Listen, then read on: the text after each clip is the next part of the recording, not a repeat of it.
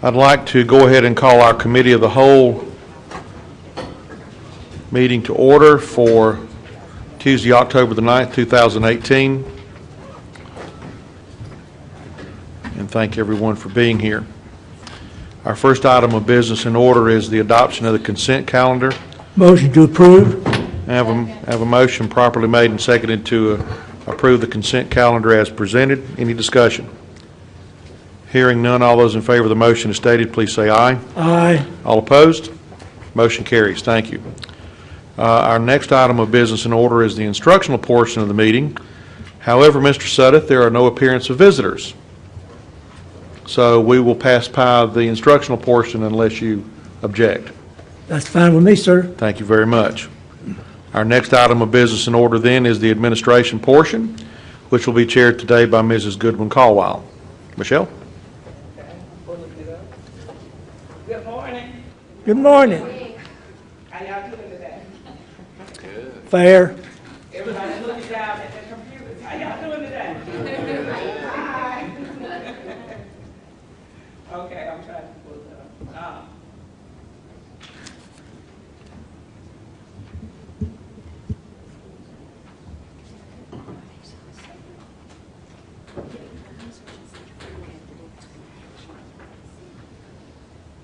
Okay. For administration, the first item on the agenda is 3.01, revision of policy IED. Dr. Royster, do you have anything to say before Dr. Pat Dillard presents? No, ma'am, I don't have anything, but the committee chair may have something. Okay, committee chair. Thank you. Yeah. Thank you. As you guys know, we've been working for quite a while on getting all our instructional policies revised, and we are down to the home stretch. Dr. Burns-Dillard has been very patient with us as we've worked through some of the processes and done some outside work with surveys and those kinds of things. So what we have today are 2 policies to bring to you and 1 recommendation for deletion of a policy, and then we'll have only 1 more remaining, so that's exciting. She's going to go through with a presentation, much like she's done before, and answer any questions, and then we'll just deal with each one at a time. So, Dr. Burns-Dillard, I'll turn it over to you to present. Thank you, Mrs. Wells. Good morning. We are, as Mrs. Wells said, we're down to the last policies for you to approve with 1 exception. And I will remind you, you'll remember that as we have worked through this process, we identified several research-based practices that have really served as themes for our work. The idea of personalized learning, rigor in student achievement, relationship building among students and between students and teachers, the idea of collaboration and coordination in the learning process. And those have been themes throughout our work, as you remember, and you will see those themes reflected again today in the policies that we present to you. The first one that we will work with today is the policy IED, Scheduling for Instruction. And again, as you remember, there is a purpose statement and then the policy statement itself connected to each one of these.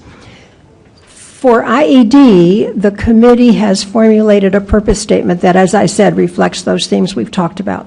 It reaffirms the board's commitment to ensure that each school is optimally organized to provide meaningful, challenging experience for students through personalized learning, and to foster a culture of strong academic achievement, student engagement, collaboration, and relationships. So there, again, are those themes restated. The purpose statement also speaks to the importance of several considerations in the scheduling process. The student's past academic achievement and career interests are important to consider. Varied numbers and lengths of classes within the school day. The committee talked a lot about that. The research is very clear about the importance of that. The number of students assigned to a class and the number of individual teacher daily contacts. Those are, again, issues that need to be in the forefront of anyone involved with the scheduling process. Those are issues that have to do not only with how students do, but how teachers do. And we know that it's clear from the research that teacher recruitment, teacher retention, teacher morale are tied to some extent to those issues. So in the purpose statement of this one, the committee thought it was important to emphasize that. Now, the policy statement itself for IED talks about several issues around school schedules and what needs to be happening with anyone doing that scheduling. That first of all, the schedules have to comply with course content directives and instructional time requirements of the South Carolina Department of Education and this board. Secondly, that the schedules need to provide opportunities for individual and supervised learning time, not only before and after school, but during the school day. And that has to do with flexible scheduling, and there again, you'll see that repeated as a theme. Flexibility within the school day has been very, very important to the committee, and it's been very prominent in the research. And finally, the policy statement says that the school may not vary the length of the school day without permission from the superintendent and from this board. Within the school day, we want to promote as much flexibility as possible, as makes sense, and as is good for students. But the day may not be changed lengthwise, shortened or expanded, without the permission of the superintendent and the board. The policy also deals with the issue of early dismissal, late arrival, as part of the flexible scheduling process. And the policy statement says a senior may apply for a flexible schedule, which would mean late arrival or early dismissal, under certain circumstances. And those circumstances are that the student attends school a minimum of 1/2 day, which would be 4 traditional classes or 2 block classes, that the student is on track to graduate, and that the principal and the student's parents determine that the flexible schedule is in the best interest of the student's academic success. So that's a caveat for seniors and additional permission for seniors. It also says in the policy statement that the superintendent may waive the policy in exceptional situations, and those do arise from time to time. So that's policy IED. Are there questions?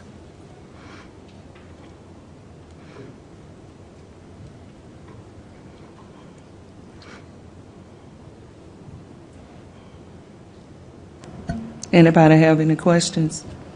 Dr. Christobal O'Connor. Thank you for that great explanation to Dr. Burns-Dillard. I wanted really just to say that I think this is such a remarkable change from where we've been that it's just almost impossible to describe. But what has not changed is this board's desire to continue to increase challenge, rigor, and engagement of our students, while at the same time paying attention to them personally and individually. We did that in earlier times. We believed that there was something just inherently problematic with students leaving before they had received from us all we had to give them during a school day. And I still feel that way. We don't want them leaving until they've received all that we can reasonably, meaningfully give them during a school day.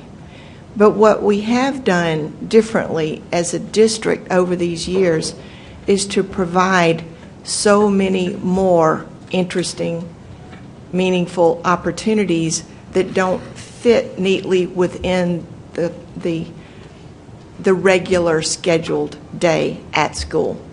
And so it's been a transformation to kind of embrace that, lead that, accept that, to finally getting to this point. And I would imagine that principals who've been around a long time would find it especially remarkable to understand that, you mean we can just do whatever schedule we want to do?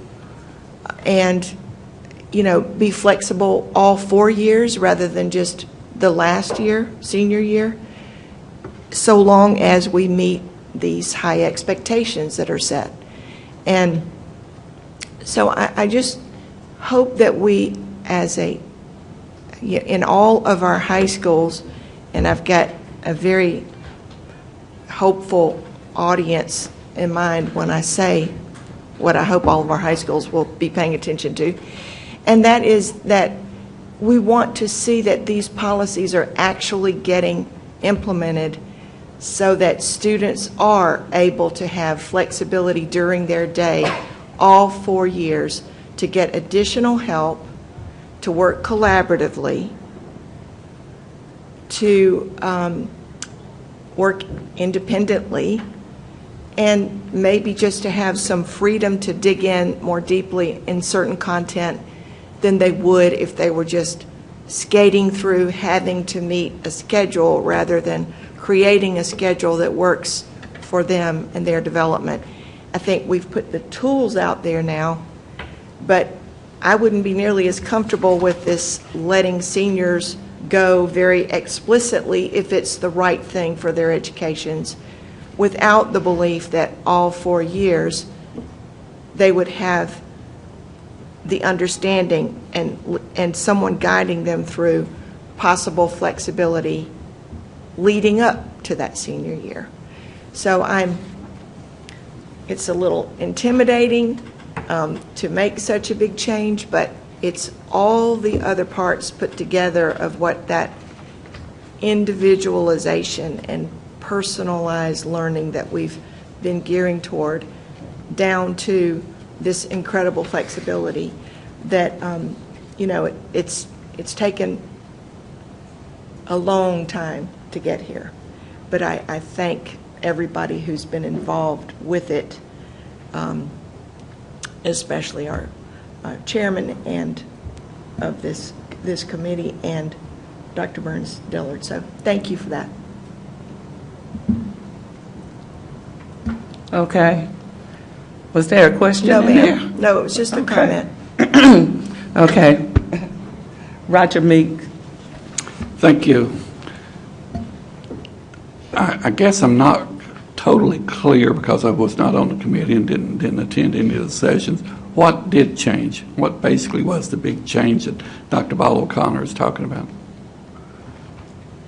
Essentially, the change has to do with flexibility in the scheduling during the school day, but for seniors, that the board now is encouraging and promoting early dismissal or late arrival for seniors who apply for it under those circumstances we cited, if it is in the student's best interest.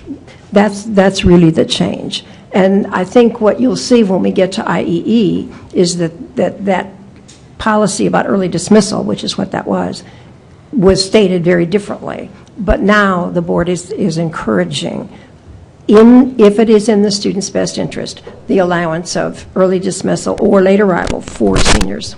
Okay, who decides if it's in the best interest of the student? The principal and the student's parents. The student applies So the parents for it. still have a say in the way it's going to happen? Yes, sir. Okay. How many high schools what is the daily schedule? Is it, the block schedule or the 7-period? How are the 18 high schools? You mean what kind of schedule are Yes. each of them on? Yes. I believe they're just about half and half now, Mr. Meek. Half on the 7-period day, half on the semester block. They could be anything. Okay, so there's no schools only like the AB schedule? No, sir, not at this time. Okay. Thank you. Thank you, Mr. Meek. Ms. Wells. Thank you. I just wanted to follow up on what Dr. O'Connor said. I was hoping, because I was going to answer Mr. Meek's question before he even asked it. I think this process has taken a long time, but I believe in some ways it's been a good thing going through these instructional policies because, as Dr. O'Connor said, in the beginning, when I was chairman and I said I want us to look at our instructional policies and revise them, one of the things I wanted to deal with is our early dismissal policy and how there was the policy said one thing and it wasn't really being, it didn't seem like it was doing what we wanted it to do. It wasn't effective as a policy and maybe wasn't being carried out as the board originally intended for the policy to be carried out. But in the process, we moved that kind of to the bottom, to the end, and said we'll deal with that after we've looked at the rest of our instructional practices.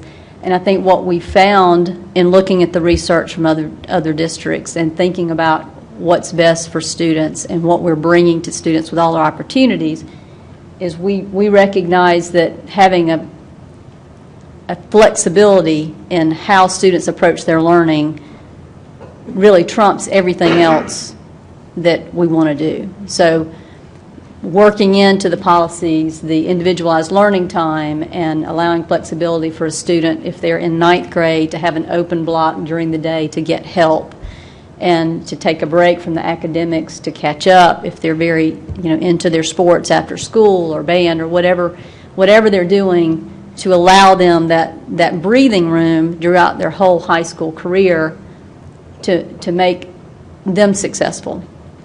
So I think these policies that we've changed and set up, even though they're not explicit in telling a principal or telling the school that here's what you must do in terms of a student's schedule, all the language is there and all the flexibility is there to allow schools to do what's right by students.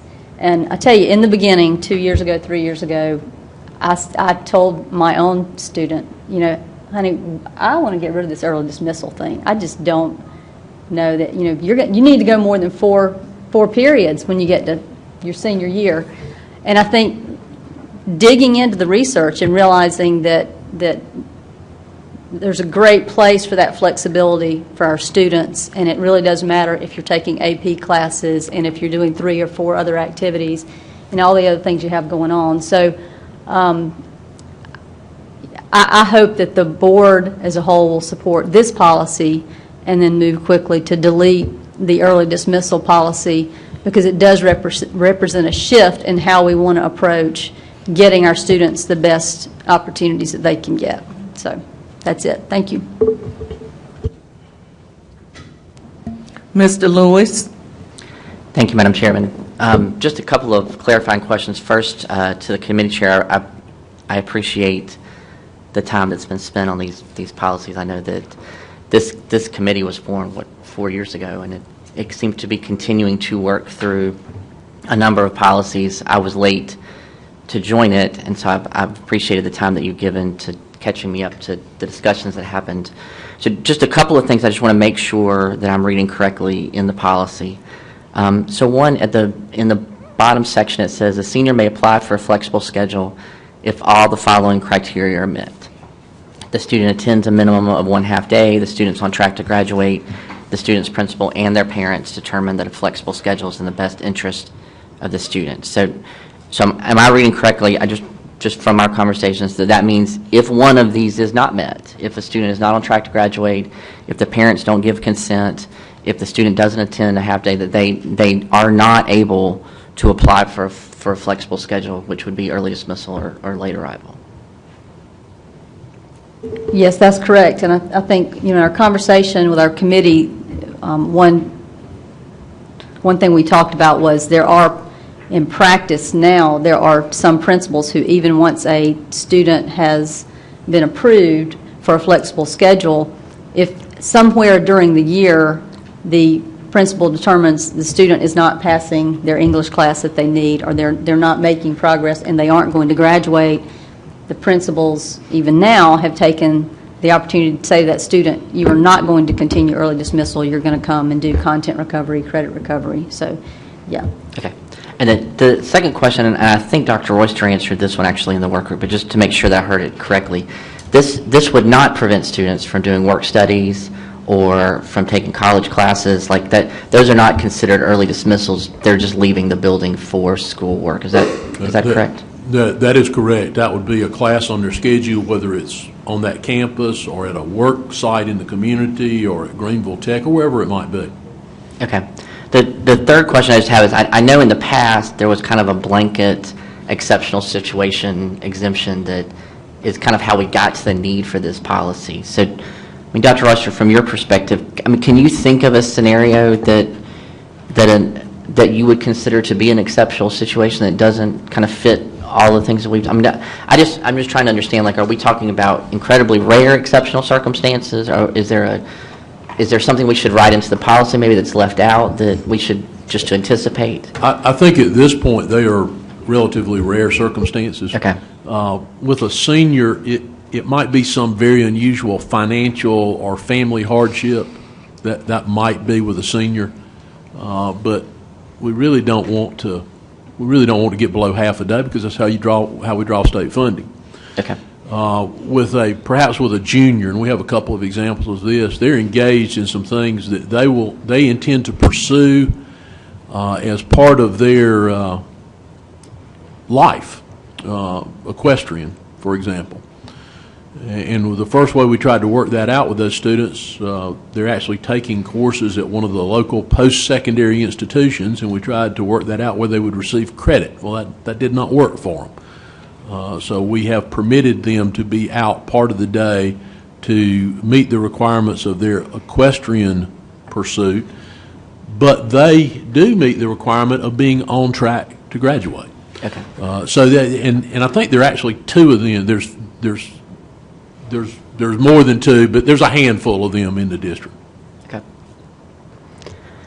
Madam Chairman, I think you need a motion to approve this, correct? So right by side of the floor. So I think we need a recommended motion from the committee. So do you need a motion to approve this? Okay. All right, then I have no other questions. Ms. Morrison Fair. Yes, help me understand the change for the policy.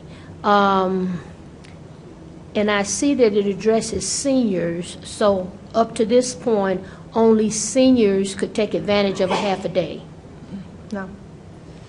So any student could have taken advantage of early dismissal. In certain circumstances with the superintendent's approval, but it was primarily Seniors. heavily weighted towards seniors. There are very few underclassmen taking advantage of that. This actually puts more structure around that as opposed to less structure. Okay, and the justifications that are listed, promote flexibility within the school day, provide opportunities for individual and supervised learning time. How does that fit into early dismissal? And I think I'd like for... Well, the idea of opportunities for individual and supervised learning time during the school day would be for all students across the board.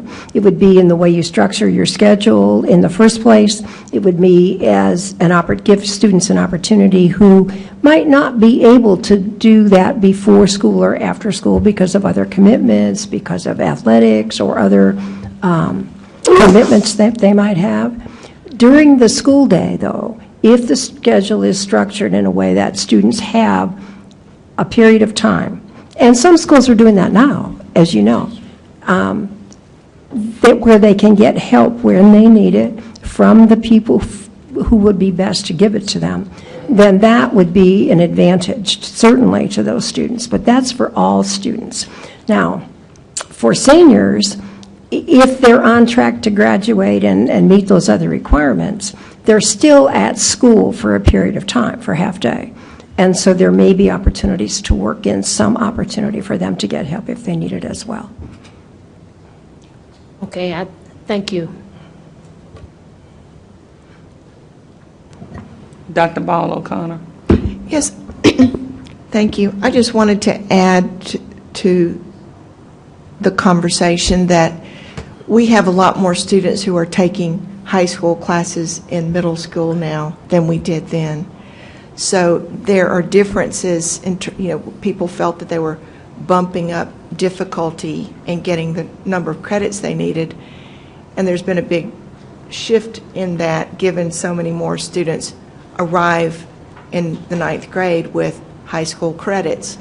So what we imagined when we talked about flexibility all 4 years, let's suppose a student wanted to have one free block to do individualized learning in each year. Well, then they would still be able to graduate, and they would not need early dismissal. They wouldn't be able to take it if they arrived in high school without any high school credits.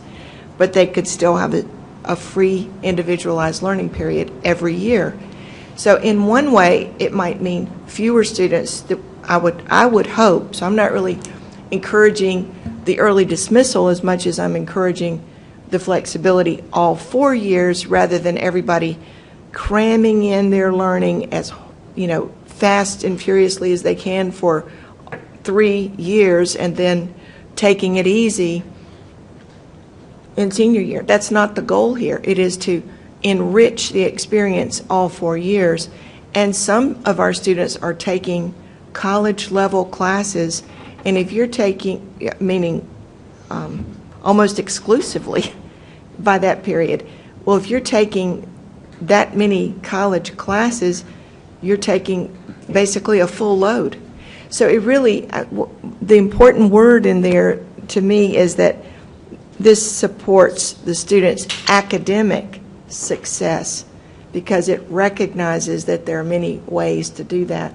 But I just remembered that that's one of the conversation points that we had in committee that I wanted to share with other colleagues, is that difference between, and I wish maybe Dr. Royster could speak to that, but I think there's a very healthy participation in obtaining high school credits for middle schoolers now that didn't exist then. Is that That's one of the things correct? that would have radically changed. The revised date on this policy, I guess, was sometime in the late 90s. Does that sound right? 97.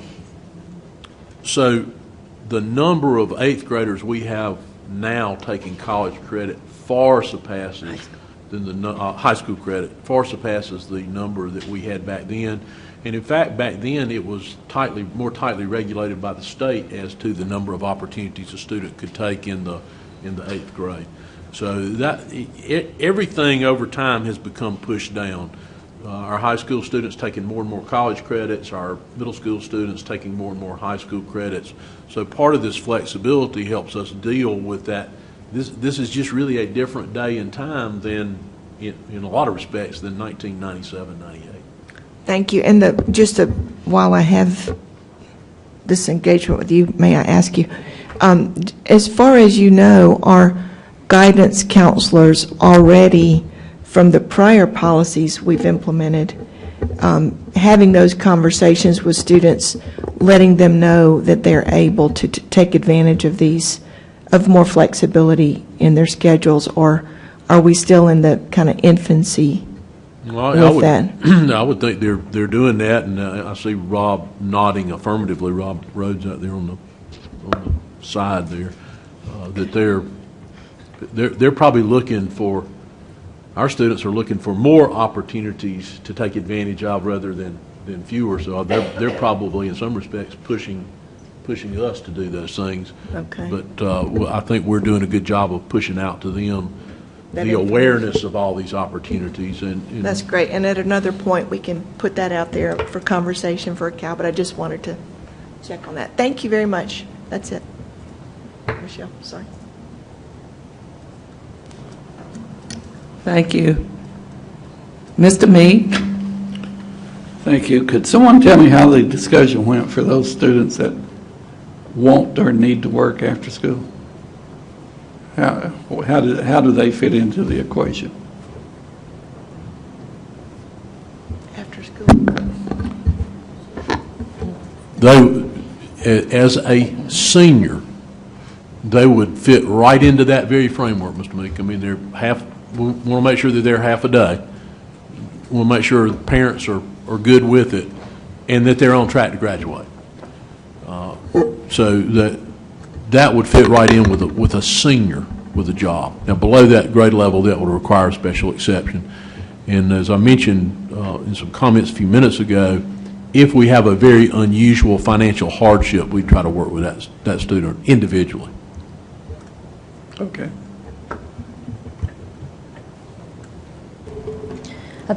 And just to add to that, too, with the conversation we had around what kids do with the other half of their day, we talked a lot about the building of the internships and the work-based learning opportunities. So, what we would envision is maybe even at that junior level, if a student needs to work and we've been able to plug them into an opportunity through the partnerships that we're creating with businesses, Mr. Meek, they could potentially work and get paid and get credit, get high school credit for it through our work-based learning opportunities. So, I would hope, again, this whole evolution of how we're helping students get all the right experiences and meet their needs, if they have financial needs, I would think that we will be the ones that can help with that, too. So, then that would be junior levels. That could be sophomore, junior level. It could be any level in any year. So, thanks. Mr. Sutter?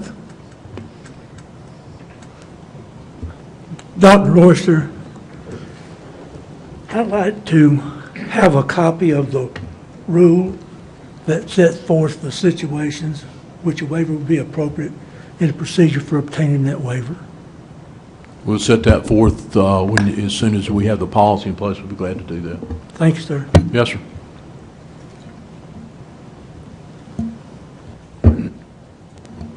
Okay, we have a recommended motion from the Instructional Policies Committee to approve Board Policy IED as revised. Are there any more questions? Okay, all in favor of this motion, say aye. Aye. All opposed? The motion is approved. I don't know.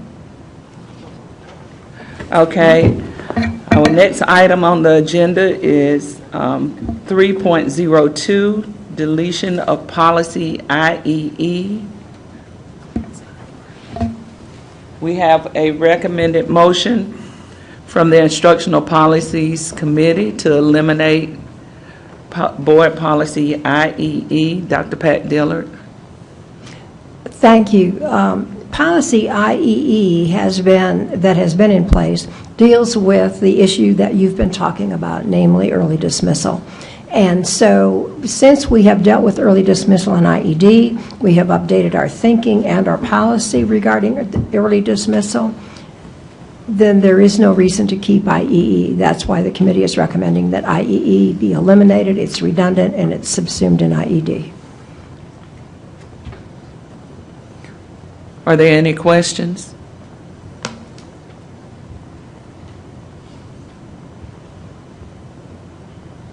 No question. Madam Chairman, before we go any further, the technical point, I see that it says a recommended motion, but it's not a motion. So if we look at that literally, it's just a recommended motion. There's not a motion on the floor. So I think you probably ought to get a motion just to clarify it. Well, so If it said a motion, yeah. okay. So the committee did move to bring this, we approved this change and moved to bring it to the CAL. So it is a motion coming from committee, I guess, versus a recommended motion. Yeah, it doesn't say that, though. Right, right. So to clarify, so it was listed in board docs in a way that isn't consistent with what the committee minutes reflect. So the motion coming from committee is that we eliminate policy IEE. Madam Chairman, if I could, just to clarify and to make sure that this is a clean process, and to Mr. Meek's point, even though the committee did in fact move these be passed from committee to the committee of the whole, I would recommend that we just accept a motion from someone that, for example, Ms. Wells can make a motion on behalf of the committee to accept this recommendation. Okay, Ms. Wells, would you like to make that motion? I move to accept the recommendation from the Instructional Policies Committee and eliminate Board Policy IEE. Second. Okay, it's been moved and properly second. All in favor? Say aye. Aye. All opposed? The motion is approved. Madam Chairman, I'm sorry to interrupt, but we do need to clarify one thing. Doug, item 301, do we need to go back and clean that up, or is it okay with how it's been addressed? No. We've taken action, but to Mr. Meek's point, it listed as recommended from the committee. There was no motion. We just acted on a recommended motion. Do we need to revisit that, Doug? I think there's no harm in revisiting it and to make sure that everybody's on the same page and be consistent today in what the board does. Okay, just to make it clean, correct? Correct. Okay. So, excuse me, Chris? No, we don't unvote. We just go back and reaffirm the decision that's already been made. I'll do it. Okay, Mr. Lewis. Madam Chairman, I recommend that we approve the revised policy IED as recommended by the Instructional Policy Committee. Second. Okay, there is a motion and a proper second. All in favor by saying aye. Aye. All opposed? The motion is approved. Now 303. I'm sorry to have interrupted, Madam Chairman. That's okay, Chuck. We're used to it.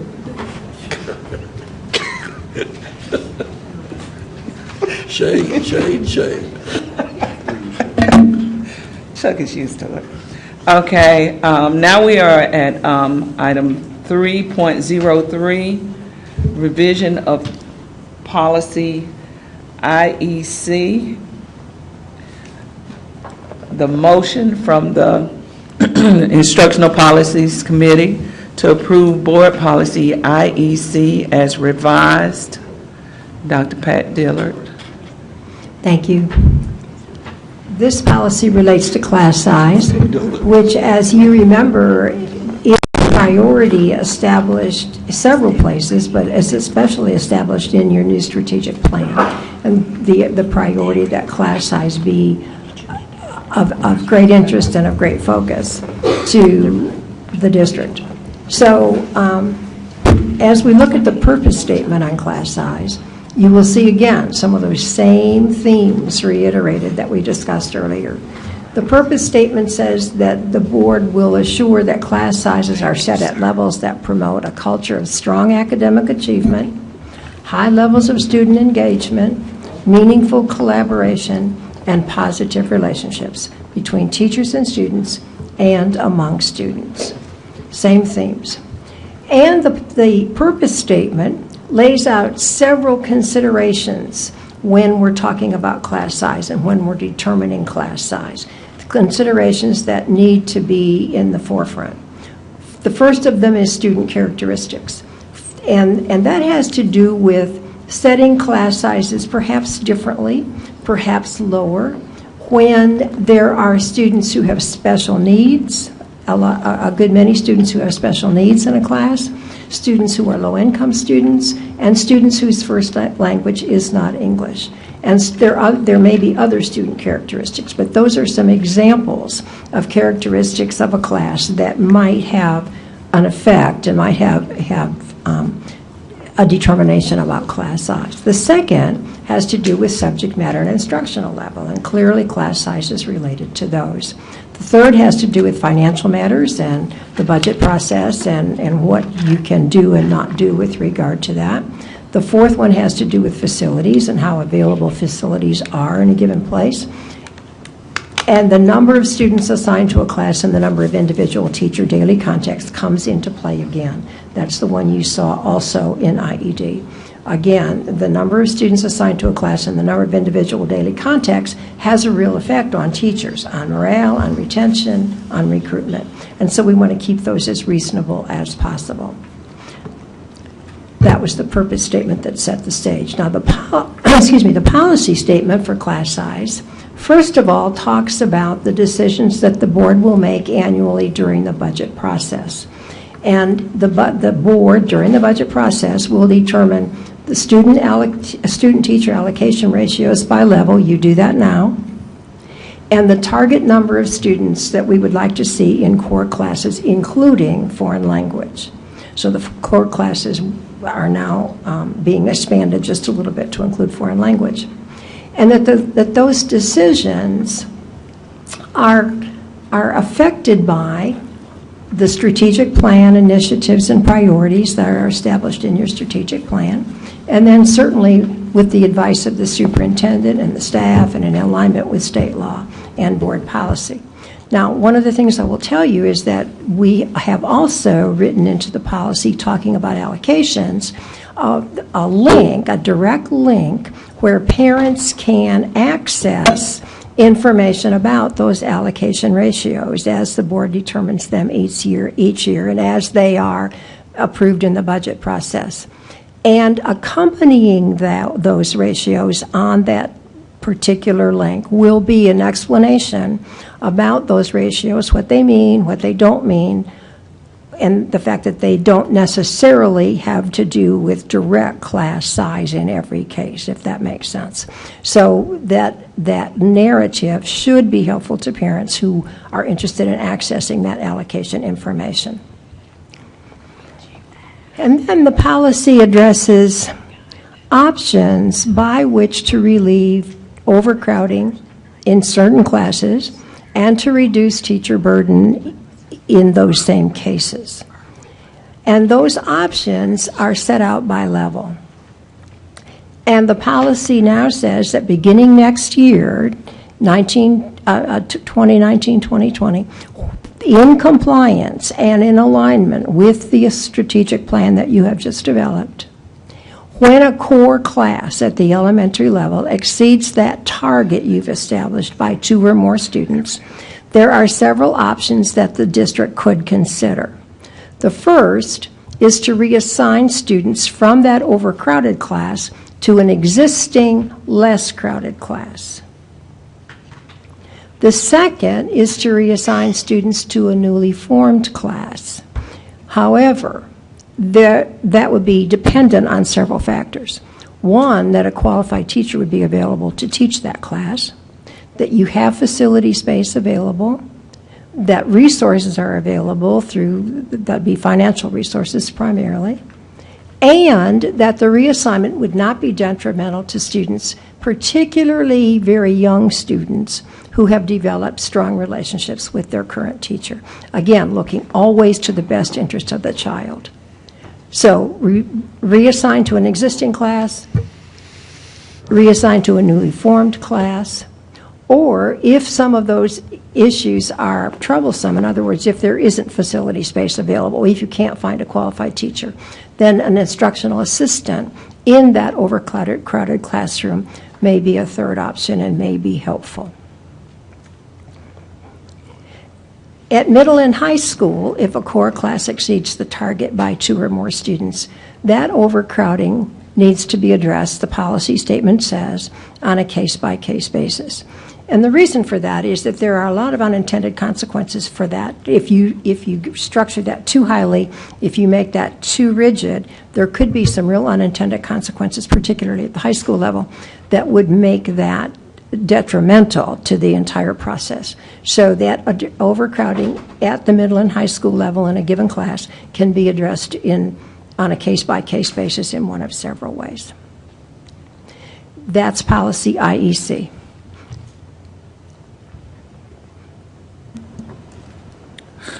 Are there any questions? Mr. Meek?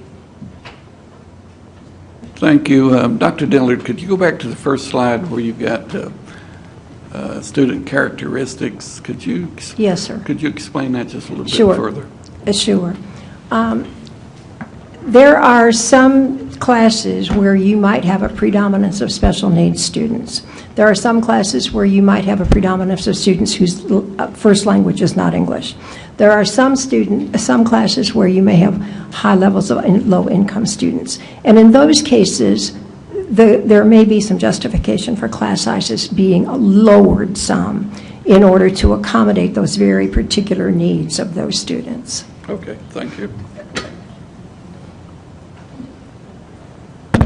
Anybody else? Dr. Ball O'Connor? One, if I may, move to accept the committee's recommendation to approve policy IEC. It's been moved in second. Are there any questions? Mr. Lewis? Just a couple of questions. So as I read through the policy, it seems to suggest a couple of things that may not be taken as consistent. So if we look at the first sentence, for example, it talks about class size, but it also talks about student-centered personalized learning, which to me is a much broader conversation than class size. I mean, personalized learning is what we invested in our schools. It's the ability to pull students out when they need individual support. It is something bigger than just a number that we circle and say everybody's got to get down to this size. So in the purpose, we talk about this much broader thing, but then we go specifically from there to class size, and I guess the confusion comes from the second section, because the second section also does two things. One, it directs the board to provide the ratios in our budget process, which is a process that the board approves on an annual basis where we allocate resources each year based on the needs that we believe we should invest in for that specific calendar year. But then in the next paragraph, it talks about the strategic ed plan. The ed plan, if you remember, is a document that is pretty fluid. We approve a strategic plan for a period of 5 years, but then every year we conceivably could revise that plan. So we have a document that is very changeable being used as a reason to do something that the board is supposed to take up every single year separately. And I just think that gives a little bit of confusion. It makes sense to me that we would talk about the annual budget process, because that is the one time where every single board member, every single year, has the opportunity to make sure that our priorities for that coming year are reflected. But it doesn't make sense to me that we would then use as evidence of that a plan that could change. It's also important to say that the strategic ed plan only talks about class size reduction in 3 places in the entire 165-page document. It is found on page 25, where it's listed with personalized learning as an example of how we improve classroom environments. Specifically named on page 73, which is the only place where we actually talk about reducing class sizes as a strategy in instruction. And it specifically is talking about a 1-to-15 ratio in first grade only.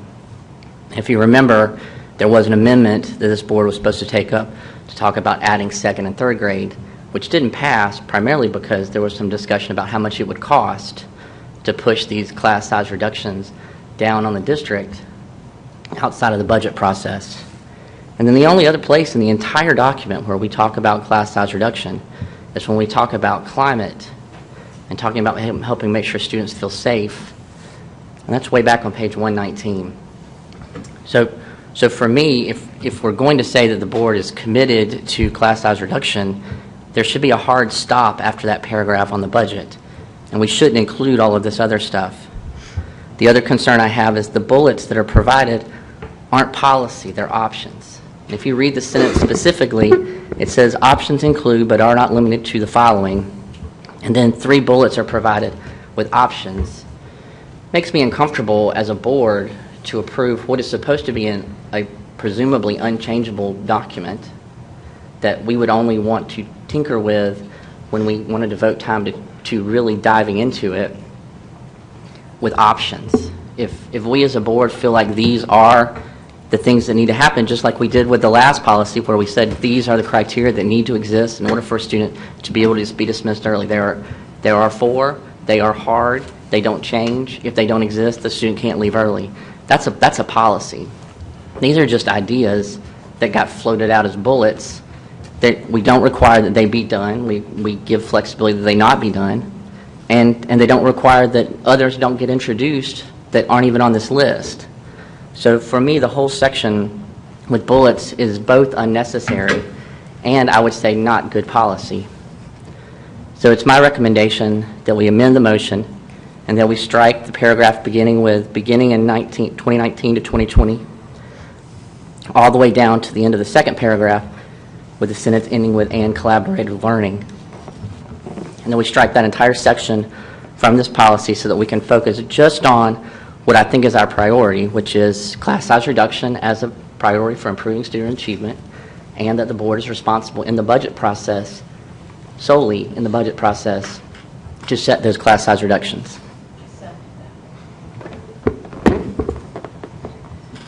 And I would like to speak to the motion. Okay, Mr. Lewis, can you restate your motion, please? Yes, my motion, which I believe was seconded while you were talking, just want to make sure you heard it.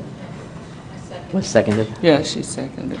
Is that we strike the paragraph that begins with the phrase beginning in 2019 to 2020, all the way down to the end of the next paragraph, ending with the phrase "and collaborative learning."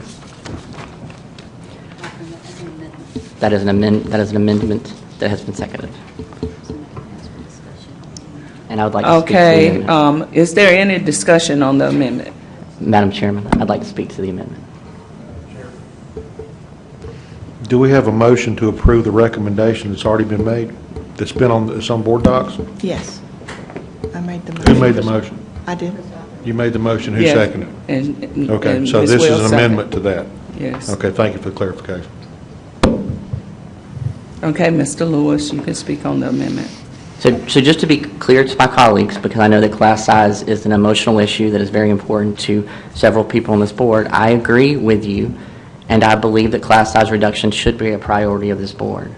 I also believe that looking forward the next 4 or 5 years, there are going to be competing priorities of this board, including teacher recruitment and retention, teacher compensation, and other issues of unfunded mandates from the General Assembly that they haven't quite invented yet. And so to me, it would be irresponsible of us to tie the board's hands with very specific language that refers to a document that we're probably going to have to change. If the South Carolina Teachers Association and the South Carolina Education Association get their recommendations, there are going to be substantial rate increases for teacher pay in the next 3 or 4 years. And if those happen, and they're funded in the way that other rate increases for teacher pay have been, we're going to have about $10 million that we'll be on the hook for in local funds that we'll have to come up with in the next 3 to 5 years.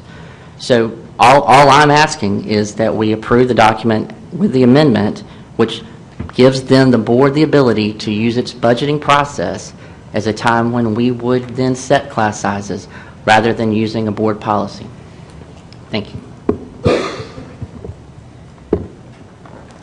Dr. Ball O'Connor. Thank you. I would just like to say that I believe I understand the intent, and I'm not exactly sure how to speak to Mr. Lewis's amendment without also speaking to the main motion, so I will look for your guidance, Madam Chair, on if I cross over into that, because they're so closely related. But I believe that we've been, Dr. Burns-Dillard, can you help me figure out, but I think we've been working on this for about 1.5 years. Yes, ma'am.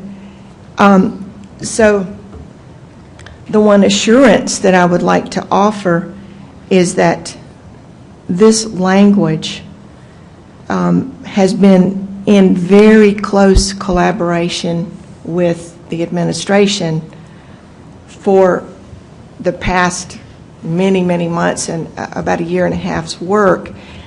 This does not go nearly as far as I would like for it to have gone, as one of those people who has been having this issue as a passion for years.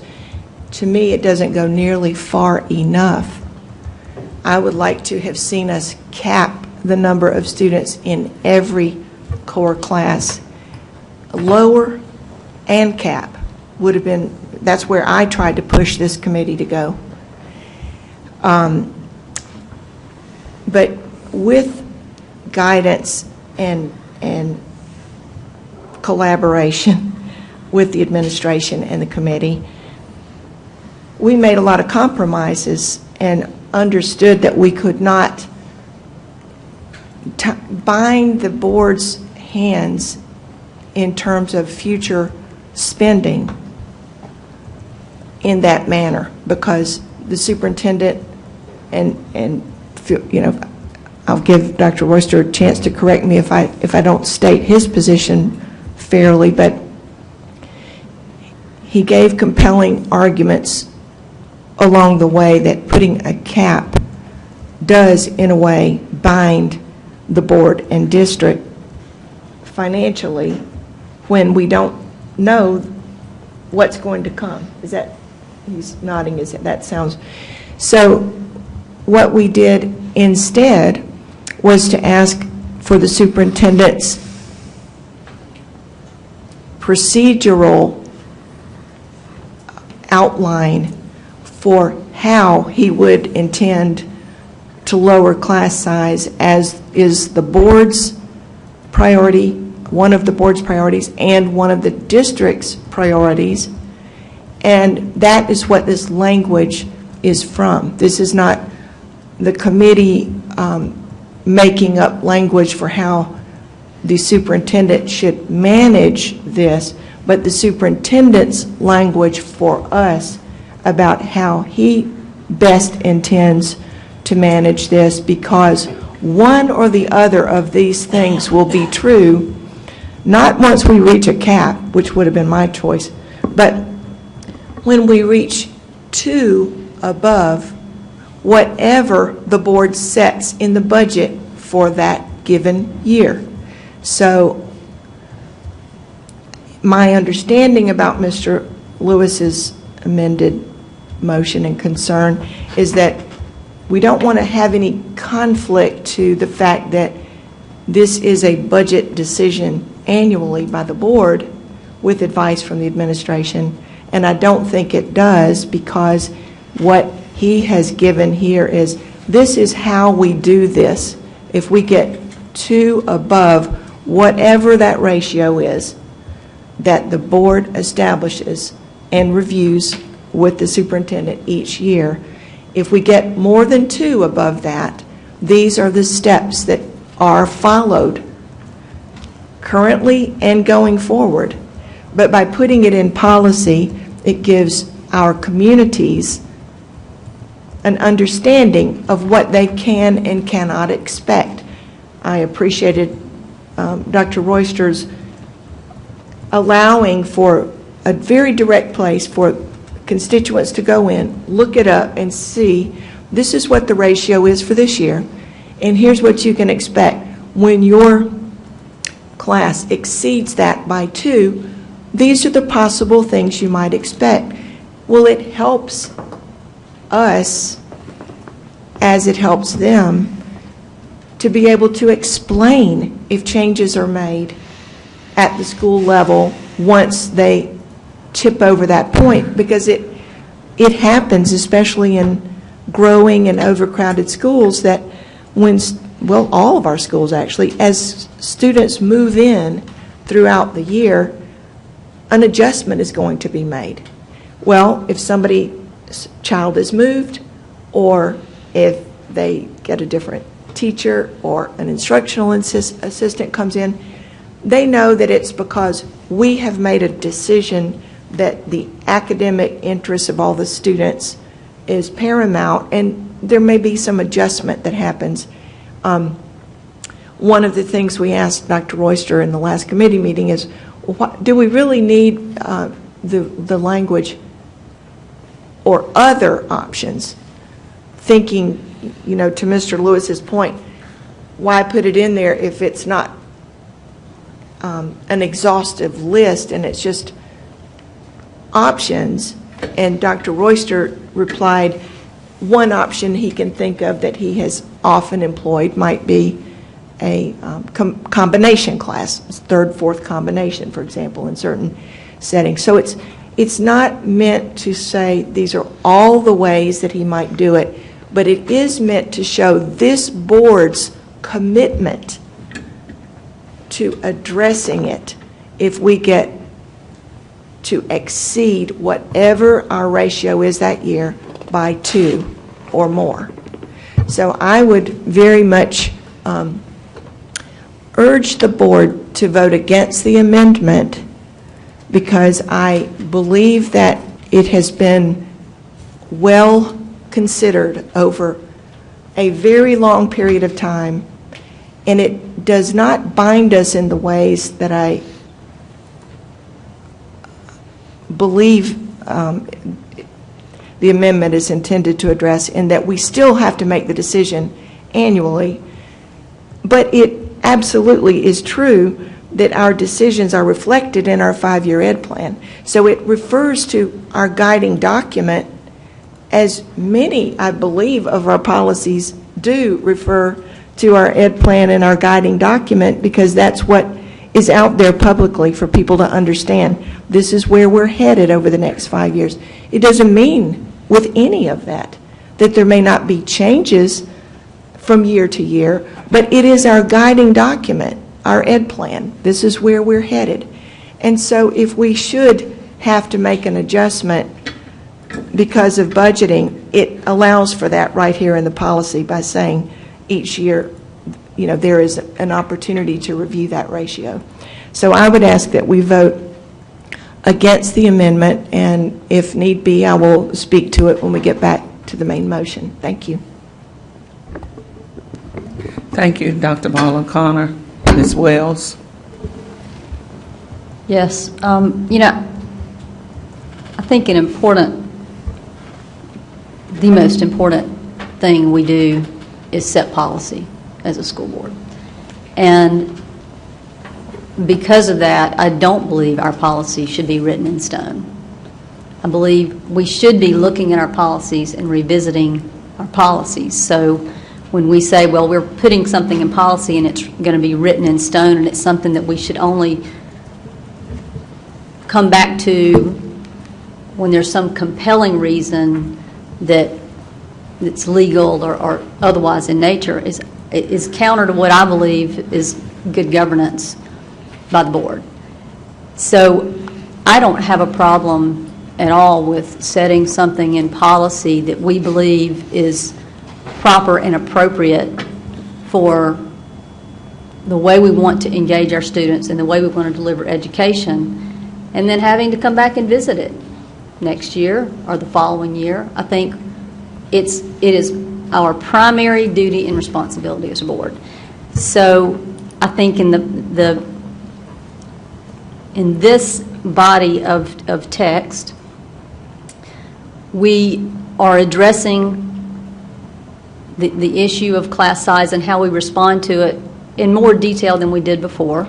But we previously had a policy. We have a policy on class size, and it doesn't give you a lot of language, but it talks about a narrow range to be set. So for a very long time, this board has had a policy that reflects a priority on class size.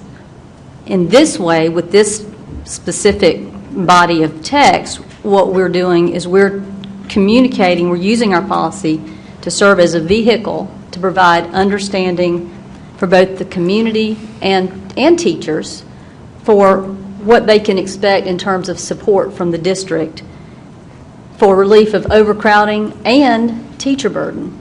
A big part of our teacher retention issue is about the burdens placed on them in the classroom. It's not just the pay, it's the pay and it's all the burdens. And we heard that loud and clear in conversations when we were going through the strategic ed plan process, is that teachers are burdened, are stressed, and the more we can do to support them in the classroom, the better.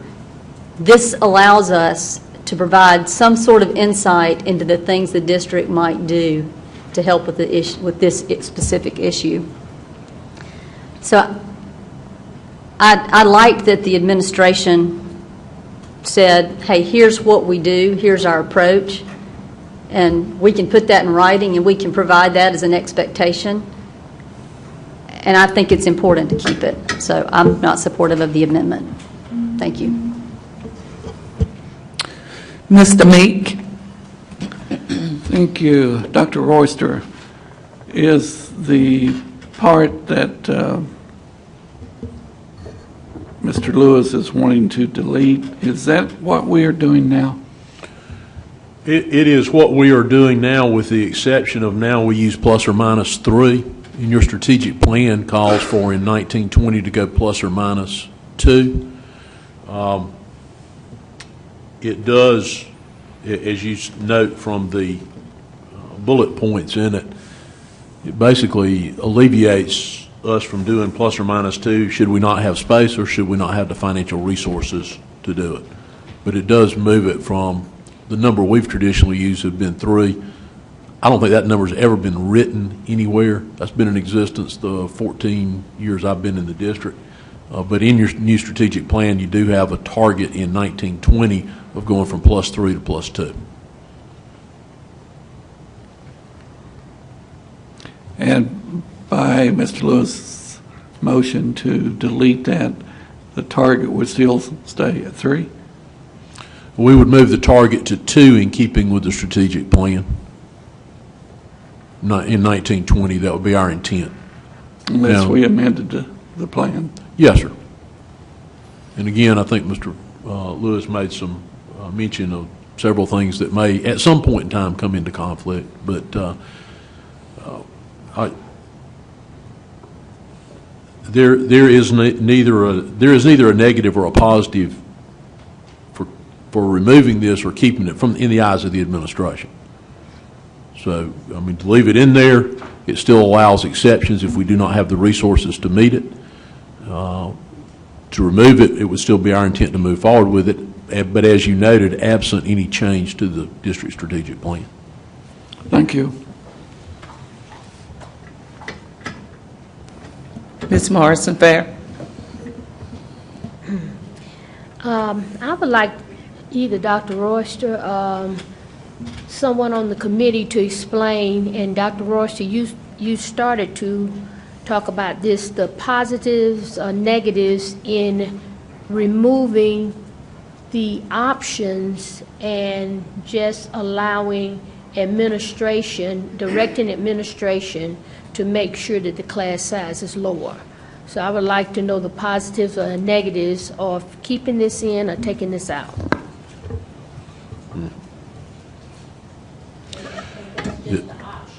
Okay.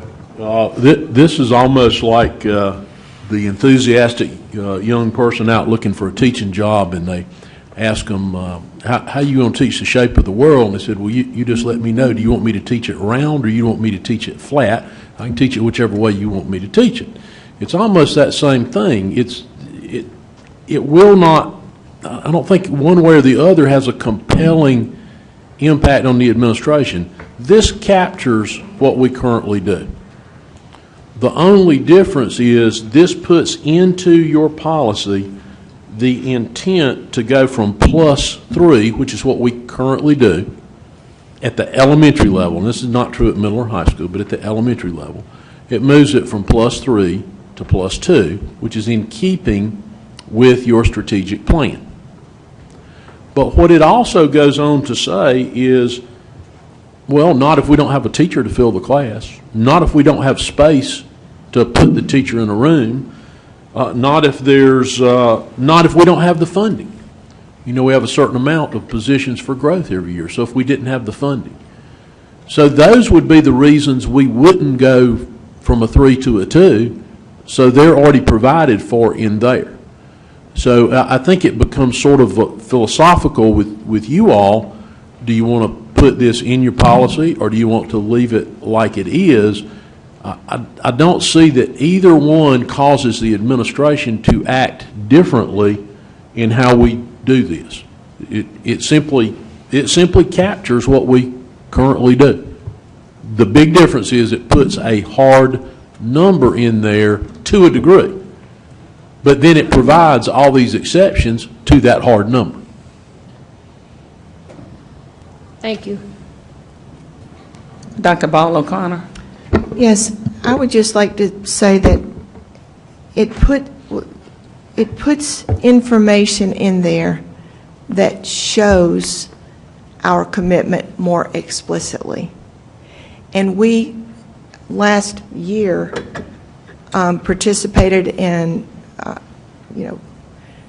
a teacher survey asking, what would you want us to do as a board to help with the quality of your teaching experience and the quality of the students' educational experience and performance? And topping that list were lowering class size and raising teacher pay. So this gives us an opportunity, and not to mention all of the activities we went through, all of us with our stakeholders, in which class size repeatedly came up with all stakeholders over those months regarding the ed plan. But this gives us a chance to show our community, we heard you. We're making it a little more explicit that we have this intent. We're not boxing the administration in, as he said. I'd like to, but it doesn't quite go that far. But it explicitly states what we want to do, that it's important to us, and shows our community how the administration responds to changing it when we reach a certain maximum in our classes. And so one very important positive to leaving it in is that we want to engage our communities and constituents in better understanding what we do, how we do it, and how it affects their lives. So if the superintendent has said substantively it doesn't really matter in terms of we're not tying their hands, but if it does matter in terms of community engagement, then why wouldn't we do it? And the fact that we've worked so many months to get to this place, I would just ask my colleagues to please bear with us and trust that this is a real compromise and at the same time, I think, real progress. And I would urge us to please keep the language in. Thank you. Thank you, Dr. Ball O'Connor. Mrs. Bush? Yes, I just want to say, having been on this committee for, what, now, three or 4 years, and this was one of the most challenging, and one that I think because we wanted to get it right, that it was one of the last ones that we attempted.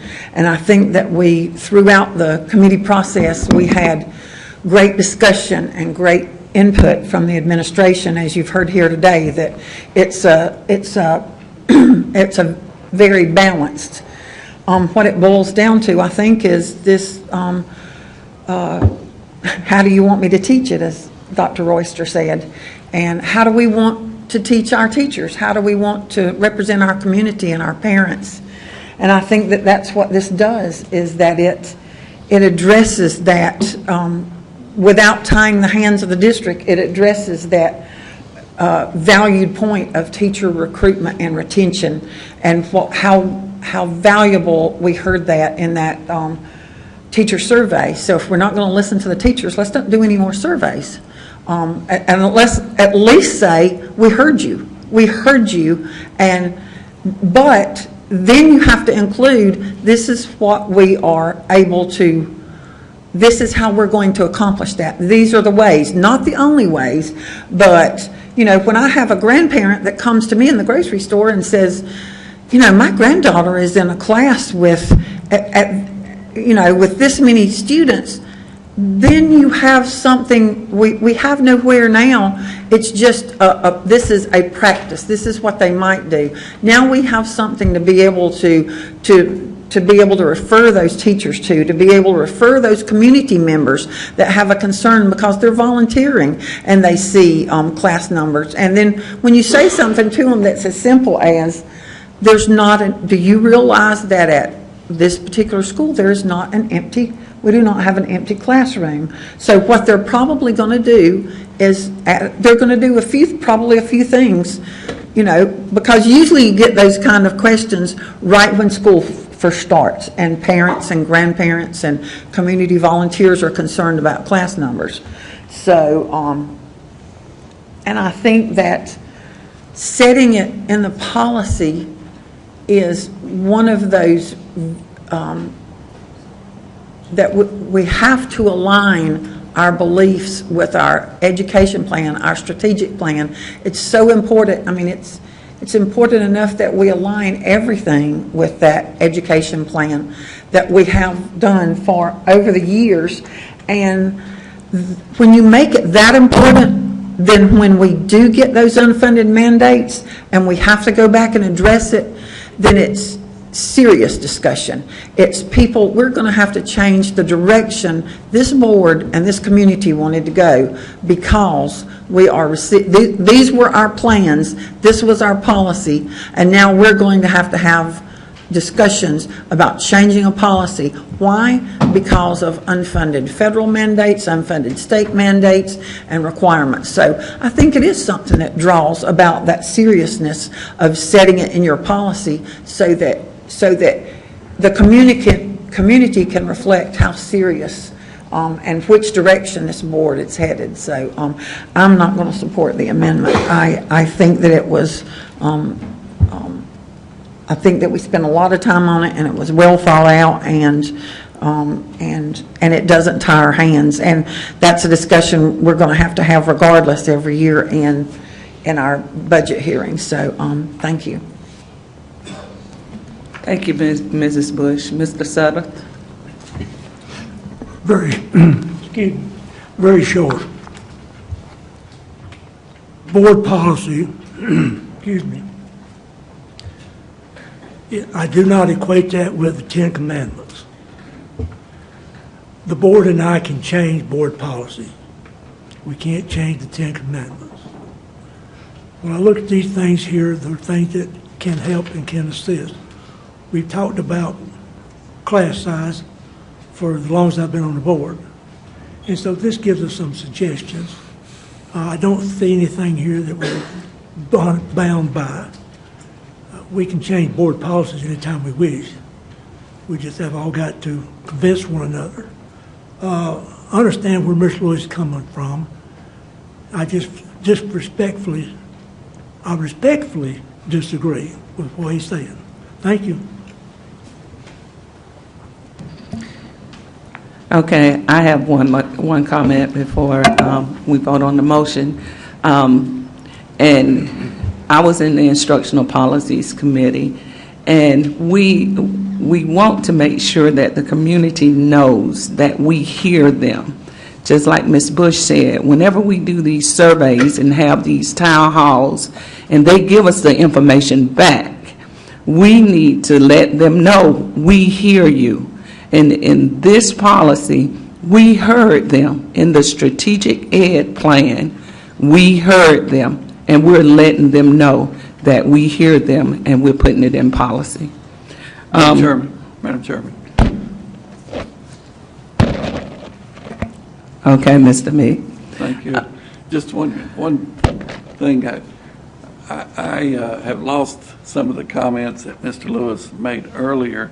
If he's willing, I'd like to hear his argument for the amendment, a short version of it if I could, if he's willing to do that. Okay. So as I was saying, that when we making policy, we're telling the community that we hear what you are saying, and we're listening, and we're putting it in policy. Okay. Mr. Lewis, are you willing to do what Mr. Meek asked? Sure. I mean, For me, and I respect my colleagues here on the board who have spoken for quite a while about class size over the last few years, and I don't disagree that class size reduction is important. I do believe that the board approves class sizes through the budget process. And so for me, I just believe that the paragraph that I moved that we strike, they're just irrelevant, because they either are referring to a document that will change conceivably every year, or they are listing options that we're neither bound to nor are comprehensive. And so it's just unnecessary words. And if we're going to write good policy, we should take words out that are unnecessary. I don't have a problem with supporting the motion, the proposal as amended, even though it, to my colleague's point, doesn't say what I would like for it to say, but good policy is a compromise. So, I mean, those would be my reasons for it. I do, however, hear several of my colleagues talk about how important committee work is. And if this is a turning point for this board, that we're willing to defer to committees to do the work and not amend products on the floor, so that we can defer to the committee for the amount of time they spend doing the work. And that's what I'm hearing my colleagues say is important to them on this issue, although it wasn't on policy BBC or on other products that we brought to the board, then I'm willing to defer to the group and vote along with them. Ms. Goodwin-Caldwell? Dr. Ball O'Connor. Yes, I'm not really sure that I understood Mr. Lewis's last comment about deferring to committee. But I would say that if a committee has worked for a year and a half on a policy, to cut out about half of it and say the words weren't meaningful doesn't really kind of value the committee process either. I don't think any of us ever believed that the policies as we bring them are perfect, but we do believe that we've gone through the ringer multiple times before it gets here. And I think that we're just asked to respond to your motion, and we did by saying these words do matter and listing the ways and individually that they matter to those of us who were on the committee. But that doesn't, to say that they don't add anything and they're not meaningful, if that's true, then it shouldn't be painful to let go of it if the committee who worked on it for an extremely long time feels that the words matter very much to being able to advance our position with our communities. I hope that no one feels disrespected in that process, because I don't believe that that is intended here. Thank you.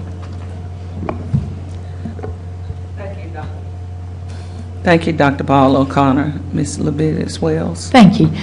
I appreciate all the work that the committee and Dr. Pat Dillard have done over the last several months, and it is very important that we work on our policies and we update them and we make sure that the grammar and the wording is proper.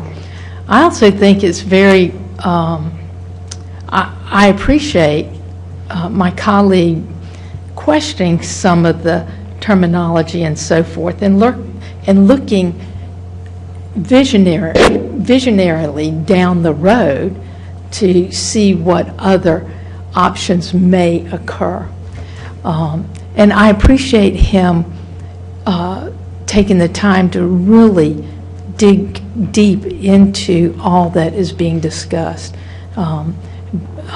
Saying that, I am going to vote for the amendment. I mean, not for the amendment, but for the policy, the way it's written.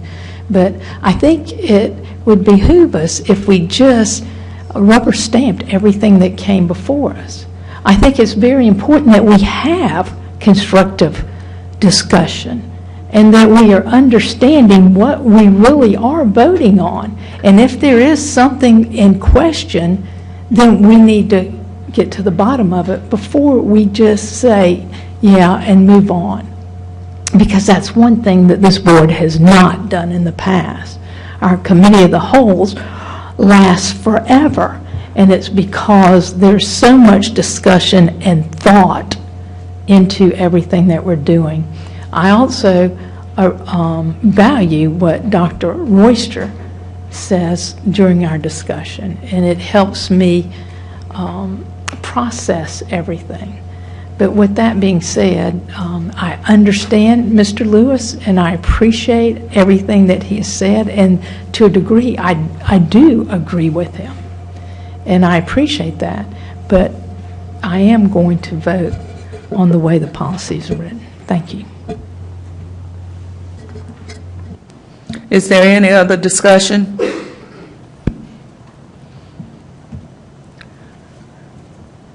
Okay, we'll vote on the amended motion.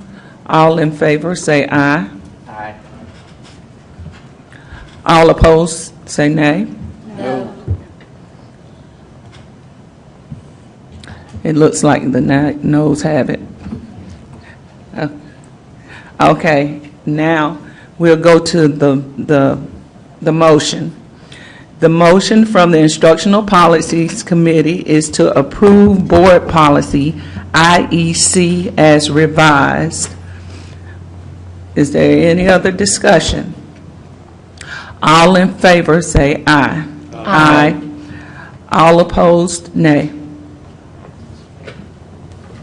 Okay, the motion is approved.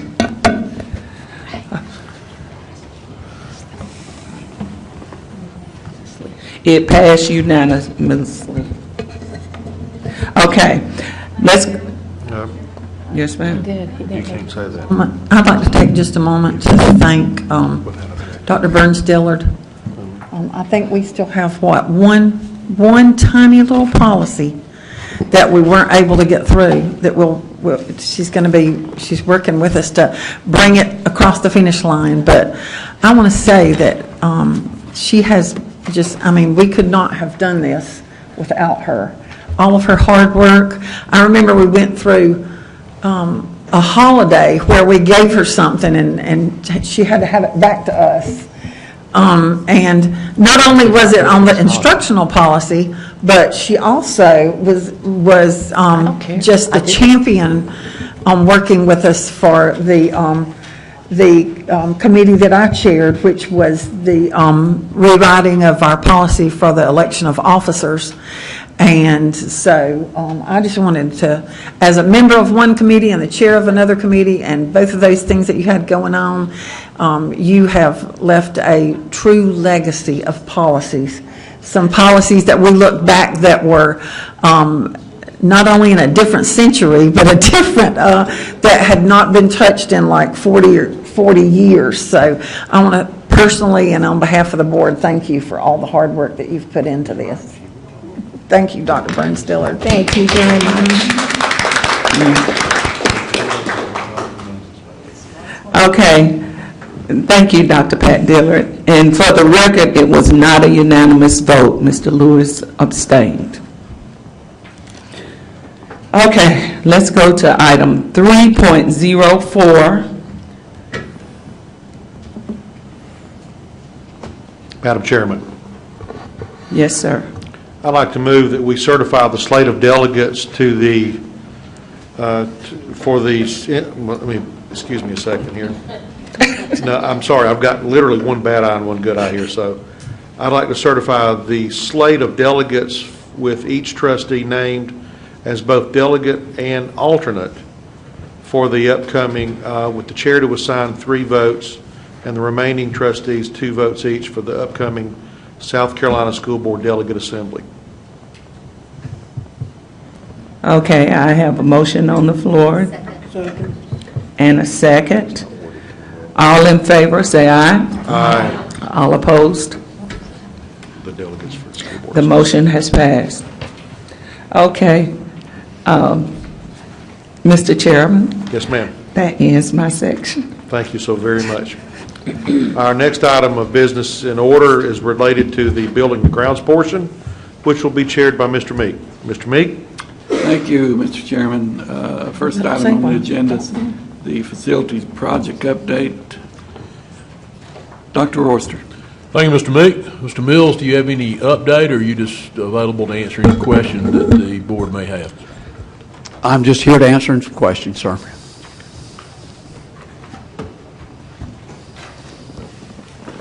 Any questions? Hearing none, I have one. Maybe I don't. Ms. Goodwin Caldwell. Mr. Mills, Yes, ma'am. Carolina High School. Yes, ma'am. In anticipation of your question, I actually received an email this past Friday from the fabric fabricator. We expect to have the sailcloth, the shade structure itself in the next 2 weeks and have it installed before the end of the month, per my latest email. Okay, I know I've been over there and I've seen that orange roller coaster down there. Yes, ma'am. Yes, ma'am. In the courtyard. So I was just wondering when the shade structure was going to get here. Yes, ma'am. Well, we are anxiously anticipating the completion of the project by the end of the month. Okay. Thank you, Mr. Mills. Yes, ma'am. Thank you. Ms. Wells. Yeah, Mr. Mills, I believe you and I discussed this briefly, or maybe it was with the superintendent, about at Woodmont High School, where we're doing putting up the glass, and there was a concern about the ladies behind the desk being able to have access through. Have we worked that out?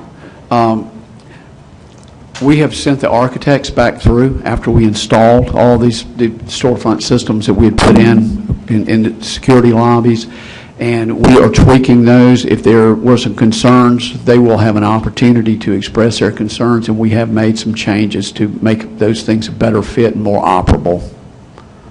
So, but I don't know specifically about Woodmont High School, but I can speak as the 21 that we installed this summer. They are all being checked to make sure that they're operating as intended.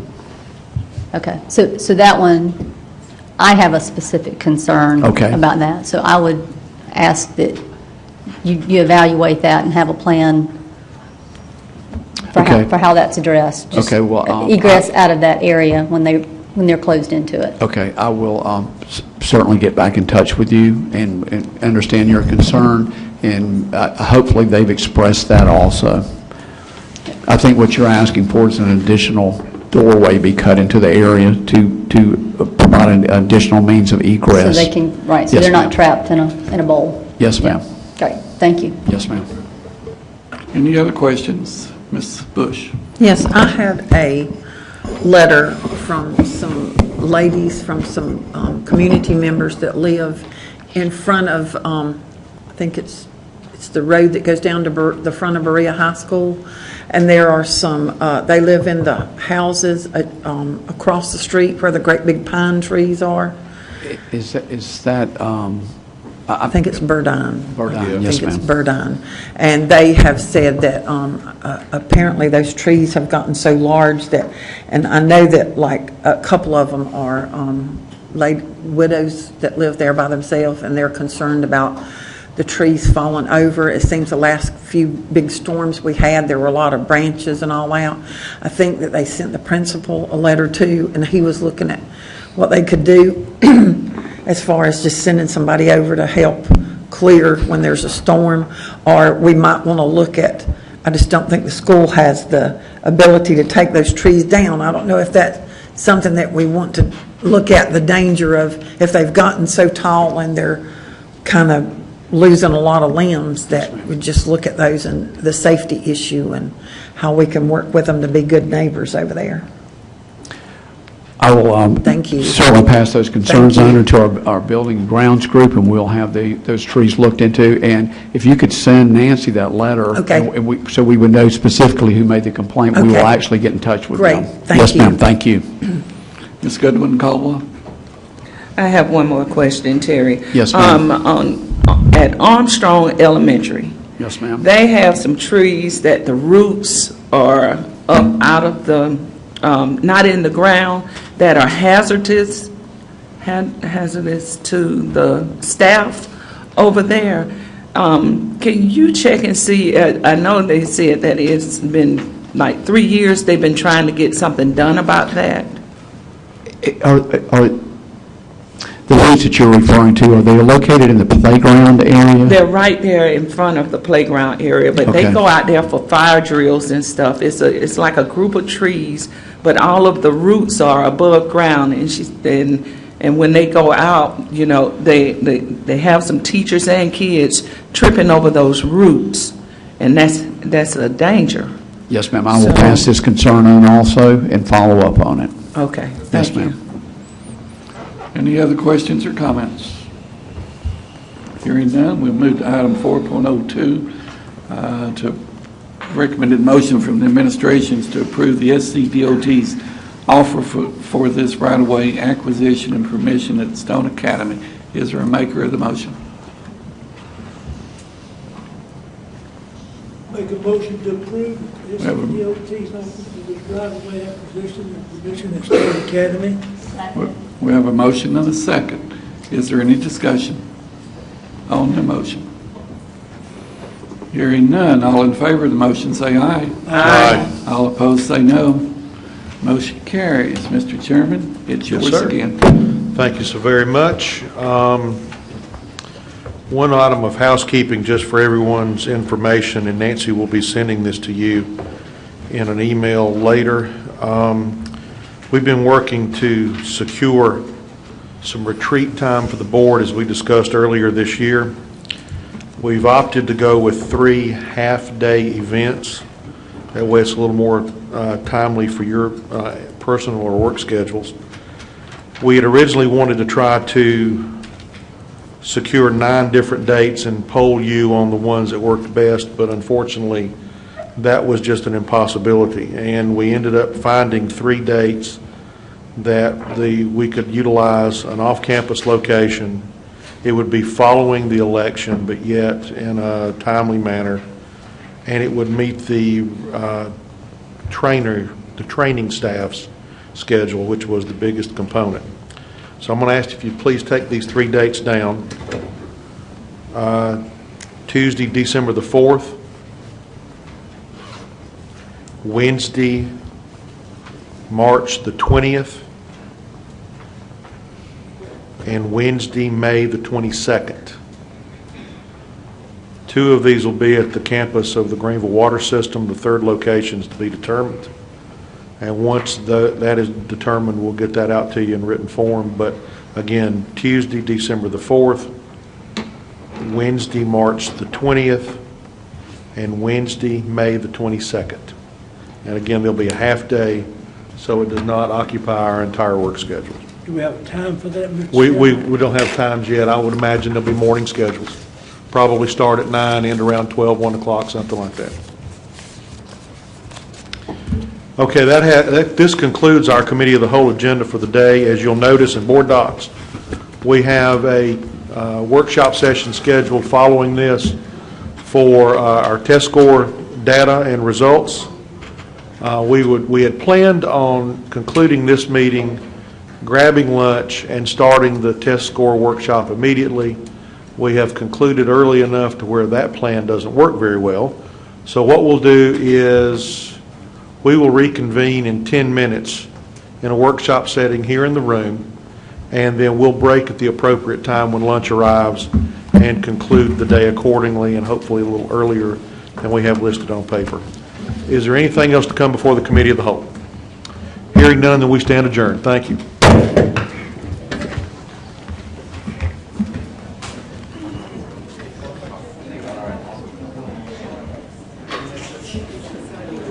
I don't know what's going on. I don't know if she's being picky haters or something. She was the president, speak to it at 10:30.